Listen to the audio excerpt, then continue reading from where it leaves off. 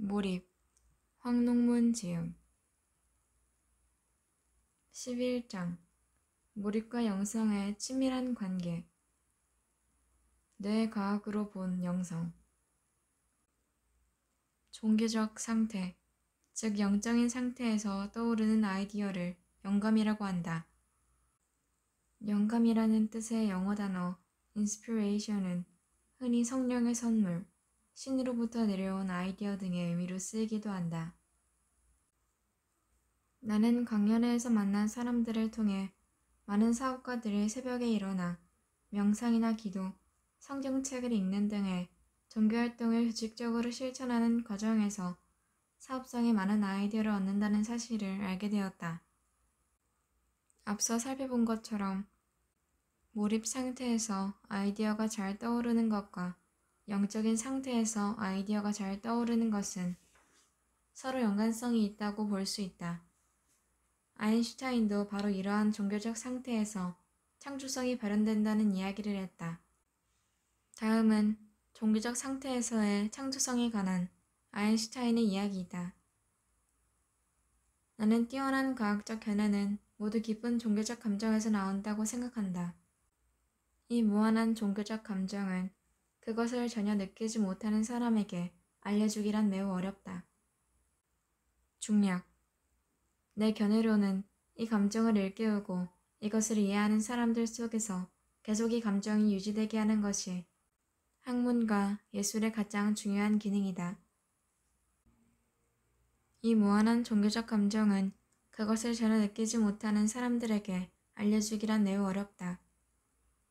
내 견해로는 이 감정을 일깨우고 이것을 이해하는 사람들 속에서 계속 이 감정이 유지되게 하는 것이 학문과 예술의 가장 중요한 기능이다. 무한한 종교적 감정을 유지하는 것이 학문과 예술의 가장 중요한 기능이라고 말한 것으로 볼 때 아인슈타인도 그러한 상태를 인간이 경험할 수 있는 최상의 상태라고 생각한 것으로 보인다. 몰입의 장점은 지극히 창조적인 생산 활동을 하면서도 종교적 상태의 신성함과 지고의 선을 경험하는 최상의 삶으로 이끈다는 것이다. 몰입적인 탐구 활동을 천국으로 가는 길이라고 표현한 아인슈타인은 몰입 상태에서의 영적 체험을 통해 미래의 종교에 대한 자신의 의견을 다음과 같이 밝혔다. 미래의 종교는 개인적인 신을 초월하고 독단적인 신조나 교리로부터 자유로워야 할 것이다. 자연적인 부분과 영적인 부분을 커버하면서 그것을 하나로 통합시키는 경험에서 우러나오는 종교적인 느낌의 기반에 두어야 할 것이다. 영성 상태 경험에 대한 과학적 해석. 영성의 사전적 의미인 신령한 품성이나 성질은 모든 종교가 공통적으로 갖고 있는 핵심 요소다. 그렇다면 비종교적 활동인 명상이나 몰입에서 영성 상태를 경험한다는 것은 무엇을 의미할까? 과학적인 문제에 몰입했던 뉴턴이나 아인슈타인과 같은 과학자들이 영성 상태를 경험한 것은 무엇을 의미할까? 자나깨나 주어진 문제만을 생각하면 그 문제를 해결하고 싶다는 간절한 바람이 생기고 이 바람은 극단적인 목표 지향을 만든다. 이때의 간절한 바람이 영성을 유도하는 것으로 보인다. 기도도 일종의 간절한 바람이다. 간절한 바람에 대한 현명한 답은 잠자는 동안 만들어지는데 그것이 과학자들에게는 영감으로 간주되고 간절한 기도를 한 신앙인들에게는 절대자의 응답으로 간주되는 것이 아닐까? 성황당에 정화수를 떠놓고 자식의 불치병이 낫기를 간절히 비는 어머니의 절실한 마음이 곧 영성 상태가 아닐까? 자식을 살릴 수 없는 안타까운 상황에서 간절한 기도가 현실을 바꾸어 놓지는 못할지라도 영성 상태를 유도하여 어머니에게는 큰 위로가 될 수 있을 것이다. 나는 개인적으로 영성 상태가 오래전 인간이 발견해낸 삶의 고통으로부터 벗어나고 힘든 상황에서 위로받고 행복의 감정을 만들 수 있는 방법이라고 생각한다. 그 결과 많은 사람들이 영성 상태를 경험하고 실질적인 혜택을 입고 있는 것이다. 대학원 시절 나는 한동안 우울증에 가까운 상태에 빠진 적이 있다. 대학교 4학년 때 열심히 공부해서 경쟁률이 높은 대학원 입학시험을 통과했을 때였다. 당시 나는 뛸 듯이 기뻤는데 이 감정은 6개월 정도 지속되다가 곧 우울한 감정으로 바뀌었다. 고등학교 시절 열심히 노력해서 대학교에 합격했을 때도 이와 비슷한 경험을 했다. 마치 조울증 환자처럼 한동안 합격한 기쁨에 들떠 있다가 어느 날부턴가 끝을 보이지 않는 우울한 감정에 사로잡히는 것이었다. 나는 분명 목표를 이루었고 남들이 부러워하는 위치에 서 있는데도 내 마음은 한없이 공허하고 울적했다. 도저히 견디기 힘들어서 이 상태를 벗어날 수 있는 방법이 있다면 무슨 일이라도 하고 싶었다. 그래서 신앙을 가져볼까도 생각했다. 그때 나는 인간이 자연을 정복하고 심지어 달나라도 갈 만큼 과학과 기술이 발전했지만 그 주체인 우리 자신이 행복하지 않다면, 아니 오히려 불행을 느낀다면 그 모든 발전이 무슨 소용이 있을까? 하는 생각이 들었다. 이와 동시에 왜 우리는 우리의 외부만을 정복하려고 하고 우리 자신이 행복해질 수 있는 방법에 대해서는 연구를 하지 않나? 하는 의문이 생겼다. 영성 상태를 종교적으로만 다룰 것이 아니라 과학적으로도 접근할 필요가 있었다. 그래야 보다 많은 사람들이 영성 상태의 긍정적 효과를 활용할 수 있기 때문이다. 내가 내 과학에 커다란 관심을 갖는 것도 바로 이 때문이다. 영성 상태를 만드는 신경 전달 물질. 나는 몰입 상태에서 경험하는 여러 가지 긍정적인 감정과 종교적인 감정을 이해하기 위해 많은 뇌과학 서적을 찾아 읽었다. 그 결과 종교적 감정은 몰입 상태에 있을 때 뇌에서 유도되는 도파민의 과잉 분비로 인해 생겨난다는 결론에 이르렀다. 이와 관련하여 성영신 교수가 공저로 쓴 책 마음을 움직이는 뇌를 움직이는 마음에 소개된 내용을 살펴보면 코카인 등의 약물 복용으로 도파민이 과잉 분비된 사람들의 기분이 종교적 감정과 아주 유사하다는 것을 알 수 있다. 정신이 상쾌해지고 몸도 가뿐해지고 피곤한 것이 없어진다. 이유 없이 즐거워지고 자신감이 생기고 힘이 솟아나는 듯한 기분이 들고 용감해지고 자신의 능력이 증대된 것 같고 감각이 생생해지고 사소한 자극에 황홀한 느낌이 들기도 한다. 신비한 느낌, 자아가 신체로부터 이탈하는 느낌, 의식이 확대되는 느낌, 타자와 일체가 되는 느낌이 나타나기도 한다. 누군가를 사랑하면 다량의 도파민과 긍정적 신경 전달 물질이 분비된다. 사랑의 감정이 더 강해지면 신성함을 느끼고 이는 종교적 감정에 가까워진다. 자신의 연인이나 배우자를 극도로 좋아하는 사람은 마치 하늘에서 내려온 천사나 백마 타고 온 왕자처럼 느껴진다고 하는데 이 역시 도파민의 과잉 분비로 인해 나타나는 현상이다. 마찬가지로 아기를 낳은 여자들은 너무 행복한 나머지 이런 행복을 느끼지 못하는 사람들이 너무 측은하게 느껴진다고 한다. 심지어 아기를 바라볼 때 사랑스러움을 넘어 거룩하고 신성한 느낌마저 든다고 한다. 자신보다도 아이가 더 소중하다고 느낀 나머지 내가 어떠한 희생을 치르더라도 이 아이만은 훌륭하게 키우겠다는 결심을 한다면 그것은 종교적 감정과 비슷한 상태라고도 볼 수 있다. 이 역시 도파민 과잉 분비에 의해 나타나는 현상이다. 비관적 상황에서의 몰입. 현실이 아무리 비극적이고 참담하더라도 몰입을 하거나 영성 상태가 되면 평온을 얻는다. 현실에 대한 분노나 적개심에서 자유로워지기 때문이다. 성직자들은 화해와 용서라는 말을 자주 하는데 바로 그런 이유가 아닐까 싶다. 이 문제와 관련해 나의 개인적인 경험을 소개한다. 한참 연구에 몰입해 있던 시절, 당시 연세가 75이었던 아버님이 낙상하는 사고를 당하셨다. 처음엔 대수롭지 않은 사고인 줄 알고 병원에 갔는데 정밀 검사를 해보니 악성 골수암이라는 진단이 나왔다. 의사는 아버님의 척추 속이 거의 비어있고 다시는 일어날 수 없을 거라며 척추신경이 차단되어서 그동안 고통을 못 느끼신 것 같다고 했다. 주말마다 대전에서 서울로 올라가 병상에 계신 아버님을 찾아뵈었는데 그때마다 상황은 더 악화되어 있었다. 합병증이 생겨 매일 한 움큼의 약을 복용해야 했고 신장까지 나빠져 하루라도 투석을 하지 않으면 안색이 어둡게 변했다. 설상가상으로 몸을 전혀 가눌 수가 없어서 누워만 계시다 보니 욕창이 나서 종일 간병인이 붙어 있어야 했다.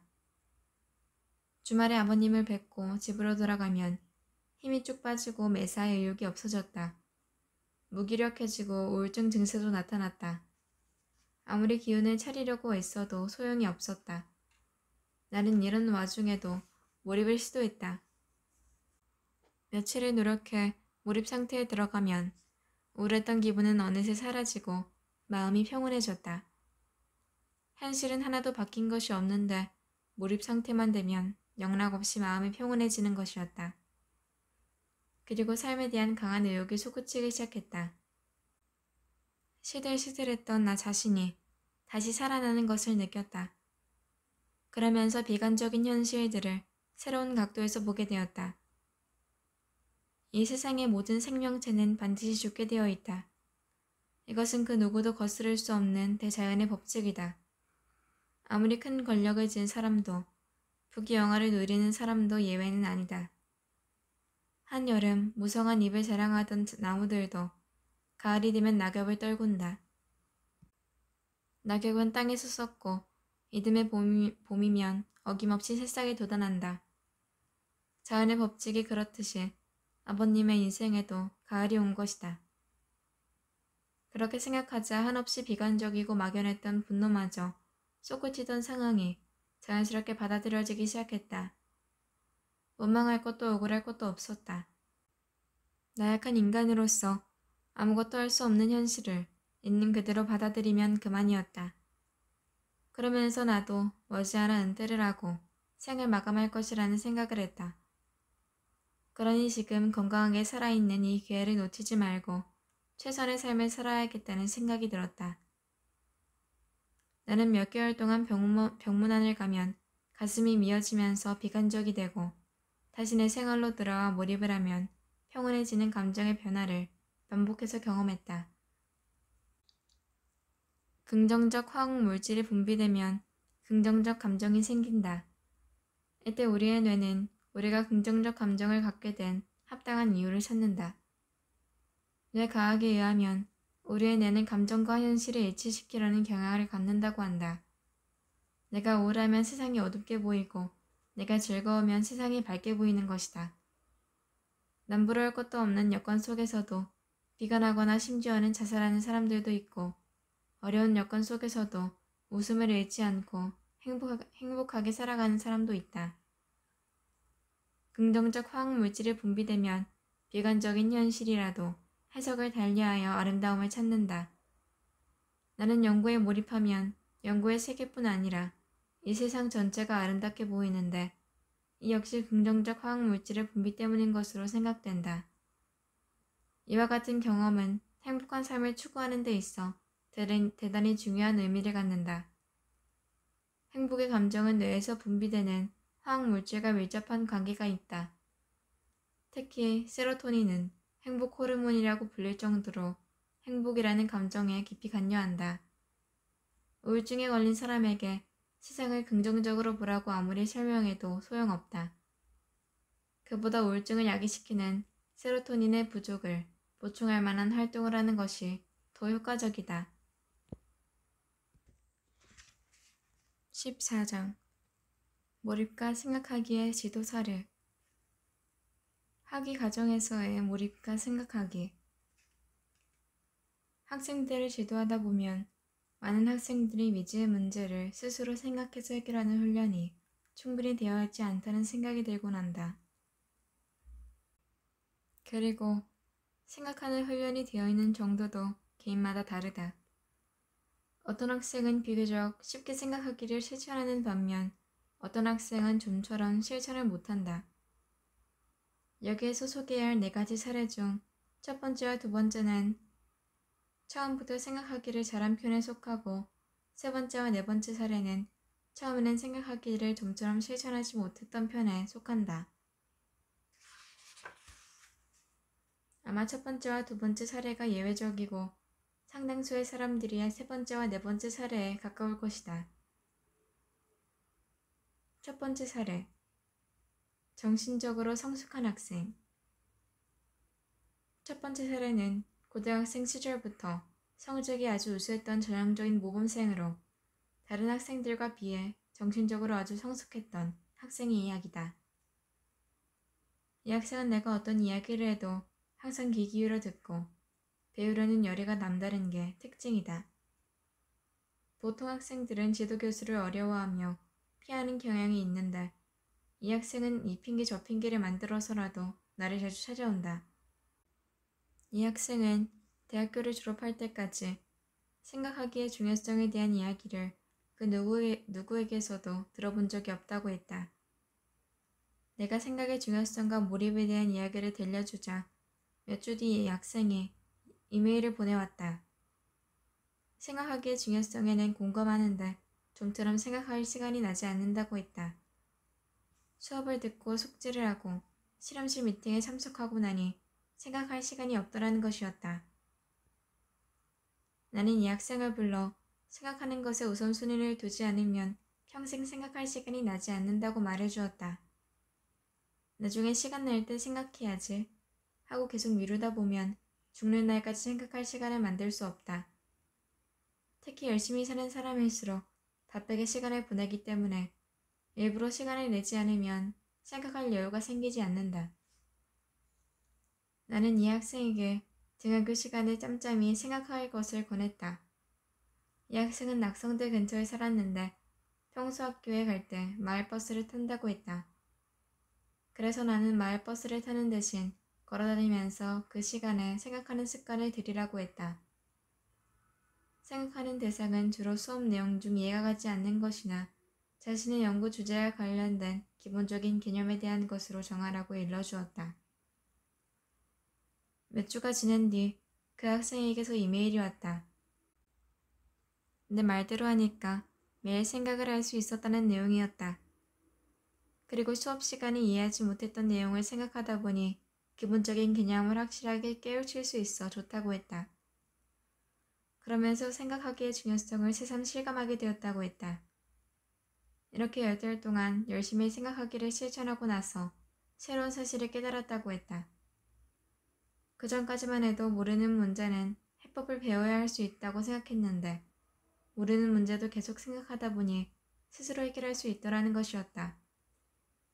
그리고 이 학생은 이것이 자신의 삶에서 겪은 가장 큰 패러다임의 변화라고 했다. 그 후 이 학생은 마음을 굳게 먹고 무려 40일 동안 자나깨나 주어진 문제만 생각하며 본격적인 몰입을 시도했다. 그 기간 동안 연구에 대한 생각을 하지 않은 시간은 오로지 주말에 부모님을 뵈러 갈 때뿐이었다. 이 학생은 내가 지도한 학생 중에 가장 진지하게 가장 오랜 시간 몰입을 실천했다. 그 과정에서 하루가 다르게 성장해 갔다. 흥미로운 것은 이 학생의 몰입 동기가 나와 같았다는 것이었다. 이 학생은 대학 시절부터 어떻게 살아야 죽을 때 후회하지 않을 것인가? 에 대한 물음이 삶의 화두였다고 했다. 그런데 그 답을 찾지 못하고 있다가 나에게서 몰입에 관한 이야기를 듣고 그것이 자신의 찾던 답일지도 모른다는 생각에 그때부터 몰입에 관심을 갖기 시작했다는 것이다. 그는 40일간의 몰입 체험으로 가치관이 바뀐 후 생활 패턴도 달라져 연구와 직관적으로 관련이 없는 활동은 멀리하고 거의 모든 시간을 연구에만 몰두했다. 그러면서 부모님과 친구들에게서 이구동성으로 전과 달라졌다는 이야기를 들었다고 했다. 이 학생은 극단적인 몰입은 아니더라도 슬러싱킹을 활용하여 열심히 생각하는 연구 생활을 몇 년 동안 실천했다. 규칙적으로 하루에 1시간씩 운동도 했다. 규칙적인 운동의 위력을 실감한 것이 자신의 삶에서 겪은 두 번째로 큰 패러다임의 변화라고 했다. 그리고 이런 생활을 통해 지극한 행복감을 느끼게 되었다고 했다. 집으로 돌아가는 길에 낙성대로 걸어가다 보면 술에 취한 사람들이 눈에 띄는데 몇 년 전에는 자신도 그들과 같았다고 했다. 그래서 흥청망청 취해 그 순간의 기쁨을 누리는 그들의 기분을 너무도 잘 이해하지만 자신은 분명 그때보다 지금이 훨씬 더 행복하다고 한다. 이처럼 삶에서 중요한 몇 가지 일에만 전념해 단순한 삶을 살면서도 지극한 행복을 느낄 수 있다. 이 학생은 몰입의 놀라운 위력을 체험한 후 친동생에게도 멘토링을 해주었다. 그의 동생은 대학을 졸업하고 여러 회사에 응시하지만 번번이 낙방하다가 결국엔 군대에 갔다. 그는 동생이 휴가 나올 때마다 몰입의 효과와 중요성을 일러주면서 몰입을 한번 해보라고 권유했다. 그러다가 동생이 군대에서 제대할 무렵 경쟁률이 높은 좋은 회사에 응시하게 되었다. 동생은 그 회사에 들어가고 싶은 마음이 너무나도 간절했지만 여러 회사에 이미 낙방한 경험이 있었기에 자신이 없다고 했다. 그 회사의 면접 시험 문제와 답은 인터넷에서도 얼마든지 구할 수 있었지만 이 학생은 동생에게 몰입을 통해 보다 독창적인 답을 생각해보라고 권유했다. 형의 말대로 동생은 며칠 동안 자나깨나 그 문제만 생각했다. 그렇게 며칠이 지나고 나서 보니 인터넷에 있던 답보다 훨씬 더 수준 높은 답이 떠올랐다. 그리고 면접 시험을 볼 때 그 답을 이야기하자 징조가 아주 좋았다. 면접관이 아주 훌륭한 대답이라고 칭찬해 준 것이다. 예감대로 동생은 그 회사에 합격했다. 합격한 뒤 2주 동안 신입사원 연수를 갔는데 팀별 프로젝트가 주어졌다. 동생은 그 주제에 대해서도 계속 몰입하여 아이디어를 냈고 그 아이디어는 만장일치로 채택되었다. 팀원들은 어떻게 그런 생각을 했느냐며 모두들 놀라워했다고 한다. 이 학생의 조종 활동은 아주 단순하다. 연구, 수영 그리고 1시간 정도의 여자친구와 통화를 하는 것이 전부다. 그리고 주말에는 부모님 댁을 방문하고 여자친구와 데이트를 한다. 이들은 얼마 전에 결혼했다. 나는 학생들에게 쓸데없는 활동에 시간을 낭비하지 말고 인생에서 중요한 일에 전념하라고 권한다. 결혼도 인생에서 중요한 일이므로 좋은 사람을 만나면 모든 것을 걸라고 조언한다. 가정이 화목하고 안정되어야지. 그렇지 않으면 절대로 자기 일에 몰입할 수 없기 때문이다. 나중에 이야기를 들어보니 연구에 몰입을 했지만 죽어도 여한이 없을 정도는 아니었다고 한다. 그런데 2년 전 부친의 소개로 현재의 아내와 만난 이후 그야말로 모든 걸 걸었고 죽어도 여한이 없을 정도로 열애를 했다고 한다. 두 번째 사례. 도전정신이 강한 학생. 두 번째 사례는 이미 중고등학생 시절부터 생각하기 훈련을 잘해온 학생의 이야기다. 이 학생은 이미 중고등학생 때부터 문제를 풀 때 해답을 보지 않고 끝까지 물고 늘어져 스스로 풀었다고 한다. 게다가 운동을 좋아해서 몰입의 기본 자세를 모두 갖추고 있던 셈이다. 이 학생은 생각하는 것에 익숙하고 그 중요성을 이미 잘 알고 있어서 그런지 내 지도학생이 된 후 거의 매 학기 매 방학마다 일주일 이상의 몰입을 시도해서 3년 동안 총 5번의 몰입을 경험했다. 한 번 몰입을 실천할 때마다 눈에 띄게 발전하는 모습을 보였는데 두 번째 몰입부터는 상당히 중요한 문제들을 해결해서 나를 깜짝 놀라게 하기도 했다. 평소 생각을 많이 하는 이 학생은 생각을 하기 위해 실험실에서 잠을 자는 경우도 많다. 또 지하철로 잠실에서 낙성대를 오가는 등하고 시간에는 항상 자신의 연구 주제에 대해 생각을 한다고 한다. 낙성대에서 전철을 타고 생각에 잠겼다가 잠실역에서 내릴 때가 되어 생각에서 벗어나면 마치 낙성대에서 잠실까지 순간이동을 한 것처럼 느껴진다고 한다. 이 학생은 생각을 하면 생각을 하지 않았을 때 보이지 않았던 것들이 보이기 시작하고 단순히 생각만 했을 때 보이지 않았던 것들이 몰입을 할 때는 보인다고 한다. 그래서 아이디어를 얻는 효과로 보면 생각을 하지 않을 때와 생각을 많이 할 때의 차이는 엄청나고 또 생각을 많이 하는 것과 몰입을 하는 것은 분명히 다르다는 것을 경험으로 확인했다는 것이다. 농구 마니아인 이 학생은 매일 오후 4시면 어김없이 농구장으로 달려간다. 그러다 보니 남들 눈에는 열심히 연구하지 않는 것으로 보이는 모양이다. 한 번은 주위 사람들이 나에게 이런 이야기를 했다. 우리 연구실에 연구를 열심히 안 하고 놀기만 좋아하는 학생이 한 명 있는데 바로 이 학생이라는 것이다. 겉보기에는 그렇게 보일지도 모르지만 이 학생이 생각하는 방식을 보면 다른 학생들과 확연히 다르다. 가장 큰 차이는 문제의 핵심을 잘 파악한다는 것이다. 그리고 그 핵심에 생각을 집중한다. 나는 이 학생이 문제의 핵심을 파악하는 탁월한 능력을 가진 것은 중고등학생 시절에 스스로 생각해서 문제의 답을 찾는 학습법을 훈련했기 때문이라고 생각한다. 어린 시절 모르는 문제를 스스로 생각해서 해결하는 학습을 통해 약한 무릎을 경험했기 때문에 문제의 핵심을 쉽게 찾아내고 또 그것에 집중해서 생각해 문제를 잘 해결할 수 있었을 뿐만 아니라 강한 몰입도 별 어려움 없이 할 수 있는 것이다. 게다가 이 학생은 도전 정신이 강한 게 특징이다.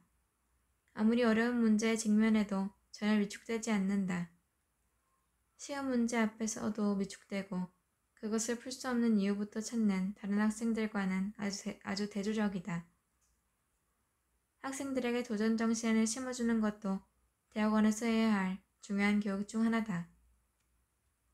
하루는 이 학생이 남들보다 도전 정신이 강한 이유가 무엇인지 물었다.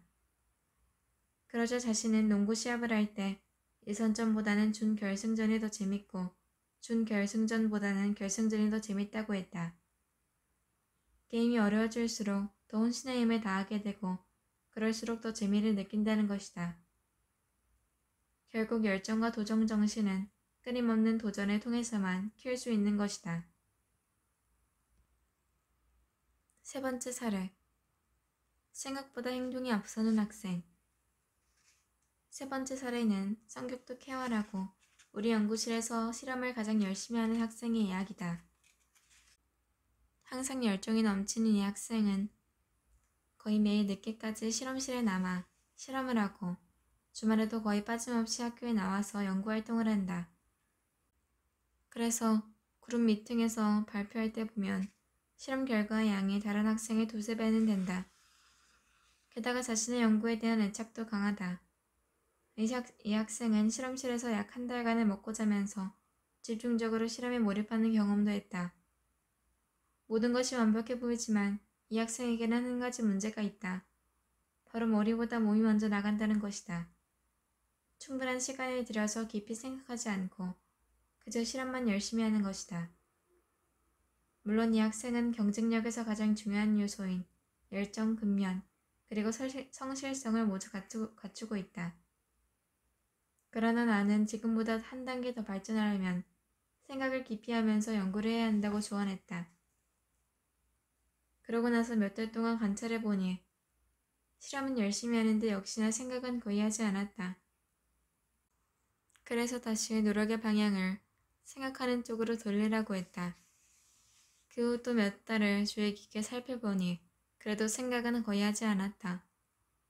그렇게 2년의 시간이 흘렀다. 도저히 안 되겠다 싶어서 하루는 이 학생을 불러 앞으로 내가 별도의 지시를 내릴 때까지 실험은 하지 말고 생각만 하라고 단호하게 말했다. 실험을 중단하고 이제까지 얻은 실험 데이터의 의미가 무엇인지 생각하고 관련 문헌을 읽고 생각하고 또 앞으로 어떤 실험을 해야 좋을지에 대해서 생각만 열심히 하라고 했다. 일주일 동안 실험은 하지 않고 책상 앞에 앉아 생각만 했는데 아무 성과도 나오지 않았다고 했다. 그리고 실험을 하면 가시적인 성과가 나오는데 아무 성과도 없이 계속 생각만 하려니 너무나 괴로웠다고 했다. 생각하는 것보다 실험하는 것이 자신의 적성에 더 맞는데 지도교수인 내가 자신의 적성이나 스타일을 잘 모르고 있다고 생각했단다. 아무런 성과 없이 시간만 가는 것이 괴로워서 나 몰래 실험을 할까도 생각했다고 한다. 그래도 하는 수 없이 생각을 계속했는데 열흘 정도 지나자 작은 아이디어 하나가 떠올랐다고 한다. 그때부터 실험에 관한 아이디어가 조금씩 나오는 것을 경험했다고 했다. 그러면서 생각 없이 실험만 하는 것보다 깊이 생각하는 것이 훨씬 더 부담되고 어려운 일이라는 것을 알았다고 한다. 물론 별 생각 없이 종일 실험만 하는 것도 육체적으로 쉬운 일은 아니다. 하지만 공사장에서 일하거나 이삿짐을 나르는 일의 노동 강도에 비하면 이 정도는 아무것도 아니다. 반면 몸을 움직이는 일은 아니지만 생각을 하는 것은 부담이 되면서 힘이 든다. 특히 아무리 생각해도 별 아이디어가 나오지 않고 시간만 흘러간다면 더욱 힘들다. 그러나 아무리 힘들어도 계속 생각하는 데 힘을 쏟아야 한다. 그래야 생각이 발전하고 한 단계 더 깊어지면서 예리해진다. 유대인이 강조하는 것처럼 몸만 쓰려고 할 게 아니라 부담이 되고 힘이 들더라도 머리를 쓰기 위해 노력해야 한다. 그러한 경험을 계기로 이 학생은 열심히 생각하는 것이 생각 없이 실험만 하는 것보다 어렵기는 해도 시간을 훨씬 더 가치 있게 보내는 것이라는 사실을 깨달았다고 한다. 자연스럽게 생각보다 몸이 먼저 나가는 습관도 바뀌어 매일 출근할 때마다 오늘은 어떤 일을 해야 할지 생각하게 되었다고 한다. 충분히 생각하고 하루를 시작하면 보람 있고 알찬 하루를 보내는 반면 그렇지 않으면 남는 것이 없이 바쁘게만 시간을 보내게 된다고 한다. 하루의 성공과 실패가 출근길에 충분히 생각하느냐 그렇지 않느냐에 달려있다는 것을 깨달은 학생은 이제 생각하는 것을 즐긴다. 네 번째 사례. 생각하기 연습이 부족한 학생. 네 번째 사례는 운동을 좋아하고 낙천적이며 착실한 학생의 이야기다. 이 학생은 후회 없는 삶이나 최선의 삶보다는 재미있게 사는 것에 관심이 더 많았다. 특히 운동을 아주 좋아해서 자신이 좋아하는 운동만 하면서 살고 싶다고 말할 정도였다. 초등학생 시절 축구선수가 되는 것이 꿈이었다는데 부상으로 그 꿈을 이루지 못해 아쉬움을 갖고 있는 듯 했다. 지금은 농구나 축구도 열심히 하지만 제일 좋아하는 운동은 골프라고 한다. 인생을 진지하게 생각하기보단 약간 낭만적으로 생각하는 경향이 있는 편이다. 나는 적어도 몇 달에 한 번씩은 학생들에게 생각하기의 중요성을 상기시킨다. 학생들이 연구 발표를 할 때 보면 평소 얼마나 깊이 생각하는지 쉽게 파악할 수 있는데 이 학생에게서는 1년이 지나도록 진지하게 생각하는 모습을 도통 찾아볼 수가 없었다. 평소 대화를 나눠보면 이 학생도 생각하기의 중요성에 대해서는 공감하고 있었다. 그럼에도 불구하고 생각하기를 실천하지 못하는 것이었다. 나는 어느 날 이 학생을 불러서 지난 1년 동안 지켜보니 통 생각을 하지 않는 것처럼 보이더라는 이야기와 함께 생각을 하지 않는 이유가 무엇인지 물어보았다. 이 학생은 다음과 같이 대답했다. 저는 이제까지 통 생각을 하지 않고 살아왔습니다. 그런데 갑자기 생각을 하려니까 잘 안 됩니다. 이 학생이 생각하기를 너무 막연하게 여기는 것 같아서 조금 더 구체적으로 제시를 했다. 자신의 연구와 관련된 문제를 하나 설정해서 등하교, 식사, 세수 등을 할 때 항상 의도적으로 생각해 보라고 했다. 일주일 뒤 이 학생은 시도를 해보긴 했는데 일상생활을 하면서 생각을 하는 것이 불가능하더라고 했다. 식사를 하면서 생각을 하려고 했더니 수저를 허공에 둔 채 식사를 멈추고 있더라는 것이다. 그리고 식사를 하는 동안에는 생각을 하지 않게 되고 또 칫솔질을 할 때는 생각을 하지 않고 생각을 하면 칫솔질을 멈추고 있더라고 했다. 이 말을 듣고 데이트를 해본 적이 있는지 물어봤다. 그 학생은 해보았다고 대답했다. 그럼 데이트할 때 식사를 하면서 그 연인을 생각해 본 적이 있는지 물었다. 학생은 그렇다고 대답했다. 나는 바로 그런 식으로 생각하면 된다고 이야기해 주었다.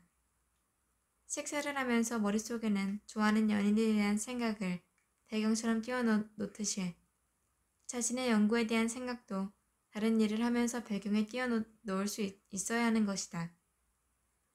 이 학생은 이러한 훈련이 필요한 듯해 보였다.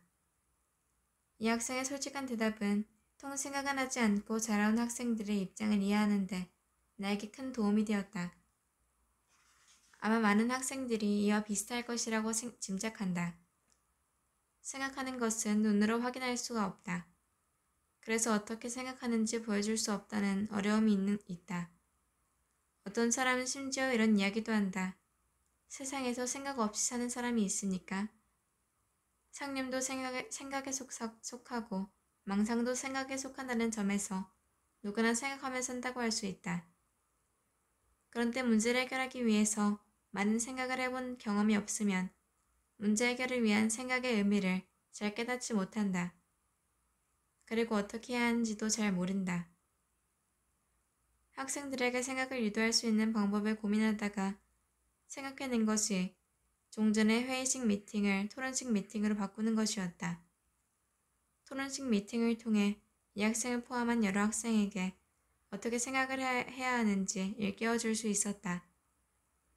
이 학생은 이제 생각을 잘 실천하고 있으며 생각을 통해 자신의 연구에서 중요한 아이디어를 도출하고 있다.